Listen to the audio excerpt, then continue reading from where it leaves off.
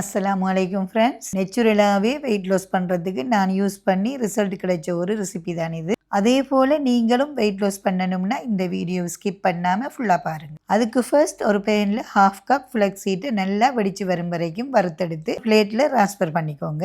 1/2 cup கொள்ளு. இளைச்சவனுக்கு எள்ளு, கொளுத்தவனுக்கு கொள்ளம்பாங்க. கொழுப்பை கரைக்கிறதுக்கு ஒரு பெஸ்ட்டான தானியம் தான் கொள்ளு. 2 டேபிள் ஸ்பூன் கருப்புளுந்து, 2 டேபிள் ஸ்பூன் கடலை பருப்பு சேர்த்து நல்லா கலர் சேஞ்ச் ஆகும் வரைக்கும் ட்ரை ரோஸ்ட் பண்ணி ஒரு பிளேட்டுக்கு ட்ரான்ஸ்ஃபர் பண்ணி எடுத்துக்கோங்க.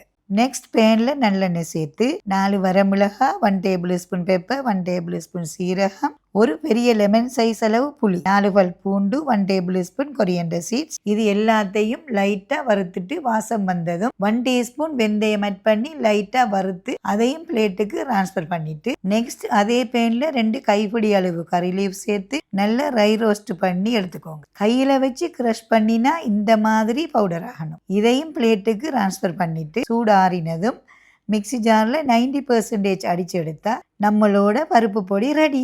சுட சுட இட்லி, தோசை, சாதத்துக்கு கொஞ்சமாக பொடியும் கீயும் சேர்த்து பிசைஞ்சு ஒரு நாளைக்கு ஒரு நேரம் சாப்பிட்டு வாங்க. 6 மந்த்துக்குள்ளே உங்களுக்கே டிஃப்ரெண்ட் விளங்கும். அப்போது கண்டிப்பாக நீங்களும் ட்ரை பண்ணி பாருங்கள். அப்படியே நம்ம சேனலையும் மறக்காமல் ஃபாலோ பண்ணுங்க.